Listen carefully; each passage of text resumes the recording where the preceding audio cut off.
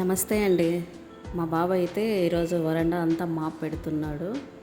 కొంచెం నాకు ఈ పని తగ్గినట్లు ఉంటుందని చేస్తున్నాడు. ఇంకా టిఫిన్కి అయితే దోశ వేశాను ఈరోజు.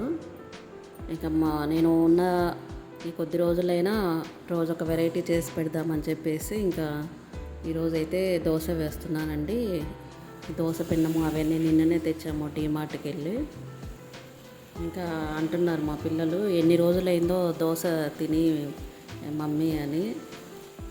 బయట అయితే చాలాసార్లు తిన్నారంటండి, కానీ ఎంతైనా మనం చేసి పెట్టినంత రుచిగా అయితే ఉండదు కదా. అదే అంటున్నారు పిల్లలు, చాలా రోజుల తర్వాత మమ్మీ నీ చేతి వంట తింటున్నాము, చాలా బాగుంది, బయట తిని తిని బోర్ కొట్టింది, ఇంకా తప్పదని తింటున్నాము అని అంటున్నారు. ఇంకా ఇలా అయితే దోశలు వేశానండి. ఇంకా నైటు చేపల పులుసు చేసిన అది మిగిలినది, ఇంకా దాంతోనే అడ్జస్ట్ అయి తిని వెళ్ళిపోయారు.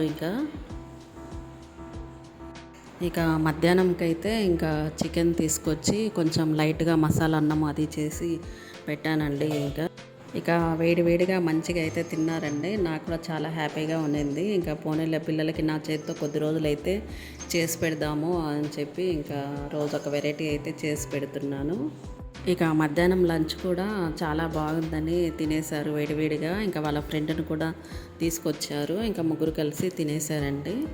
సో ఇదండి ఇవాల్టి బ్లాగ్. నచ్చితే లైక్ చేయండి, అలాగే సబ్స్క్రైబ్ చేసి సపోర్ట్ చేయండి ఫ్రెండ్స్. ఓకే అండి.